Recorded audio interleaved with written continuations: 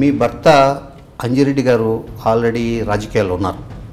మరి అలాంటప్పుడు మీరు కూడా రాజకీయాల్లోకి ఎందుకు రావాల్సి వచ్చింది? భార్యాభర్త ఇద్దరు రాజకీయాల్లో ఎందుకు ఉండాల్సి వచ్చింది? భార్యాభర్తలు రాజకీయాల్లోకి రావద్దని ఎక్కడ లేదు కదండి, రూల్ ఏం లేదు కదా. అంటే సేవ చేయాలనుకుంటే మీరు ట్రస్ట్ పెట్టారు, ట్రస్ట్ ద్వారా చేస్తున్నారు. మరి రాజకీయాల వైపు ఎందుకు రావాల్సి? రాజకీయంగా మనం కూడా ఉంటే ఇంకా ఎన్నో సేవా కార్యక్రమాలు చేయొచ్చు, వాళ్ళకి ఎన్నో విధాలుగా మనం హెల్ప్ చేయొచ్చు అనే ఒక కాన్సెప్ట్ తోటే రాజకీయాలకు రావడం జరిగింది. పటాన్చెరు నియోజకవర్గంలో మీరు గుర్తించిన ప్రధానమైన సమస్యలు ఏంటి?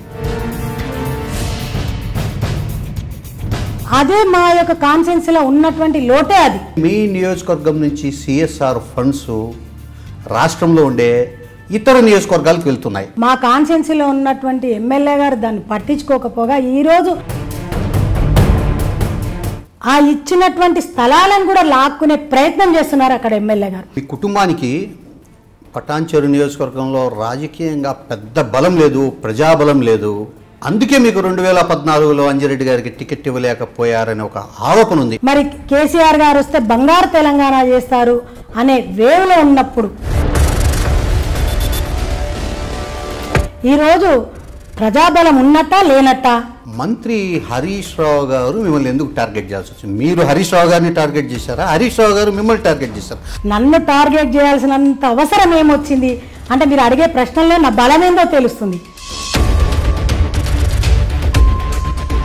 ఈ ఒక్క ఉదాహరణే చాలు, నాకు ప్రజల ఆదరణ ఉందా, ప్రజల బలం ఉందా లేదా. అక్కడ రైతులకు అసలు సమస్య లేదు, డబ్బులు ఎక్కువ పంచారని మీ ఎంపీ కొత్త ప్రభాకర్ గారు అఫీషియల్గా స్టేట్మెంట్ ఇచ్చారు. అంటే అంత ఎక్కువ ఉన్నాయి మీ దగ్గర డబ్బులు? అంటే ఇప్పుడు డబ్బులు ఎక్కువ ఉన్న వాళ్ళందరూ వంచుకుంటూ పోతున్నారండి. మరి ఆ మాటకు వస్తే కొత్త ప్రభాకర్ రెడ్డి గారు కూడా చాలా డబ్బులు ఉన్నాయి, మరి తీసుకొచ్చి ఆ రైతులకు ఇస్తే మేము కూడా సంతోషించే వాళ్ళం కదా. సేవా కార్యక్రమాలు నిన్న ఈ రోజుతో రాలేవు, సంవత్సరం 2 సంవత్సరాల నుంచి చేయట్లేదు. గత 15 సంవత్సరాల నుంచి ఒక ఎస్ఆర్ ట్రస్ట్ ద్వారా అనేక సమస్యలు అనేక మందికి అనేక విధాలుగా మేము సేవా కార్యక్రమాలు చేస్తూ ఆర్థికంగా సహాయం చేస్తూ రావడం జరిగింది. టీఆర్ఎస్ వాళ్ళ మీద ఎంతకాలం అని ఈ సమస్య మీద కొట్లాడతారు? అంటే ఎంతవరకు ఉంటుంది అనుకుంటున్నారు మీరు? నేను టీఆర్ఎస్ ప్రభుత్వం చాప్టర్ క్లోజ్ అనుకుంటున్నాను. వచ్చే ఎన్నికల్లో కాంగ్రెస్ పార్టీ చాప్టర్ క్లోజ్ అవుతుంది అంటున్నారు. ప్రభుత్వం చెప్పుకుంటుందండి, ప్రజలు చెప్పాలి కదా. దళితులకు 3 ఎకరాల భూమి అన్నారు, ఇచ్చారా? డబుల్ బెడ్రూమ్లు అన్నారు, ఇచ్చారా? కేజీ టు పీజీ అన్నారు, ఇచ్చారా?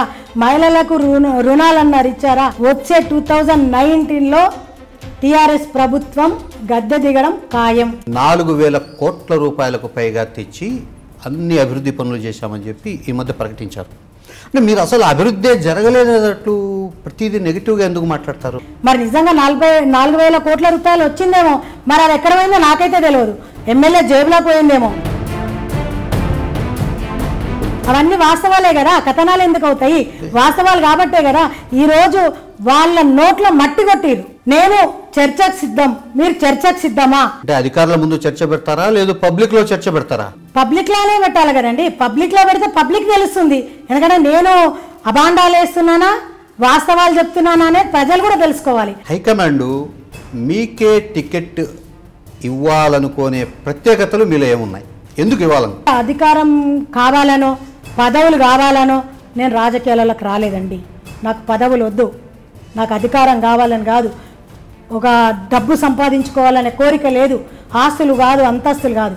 నేను ప్రజల మనసును దోచుకోవాలనే నేను ప్రజల మధ్యలోకి వచ్చాను. ఈరోజు అది నేను ప్రజల మనసును నేను దోచుకున్నాను.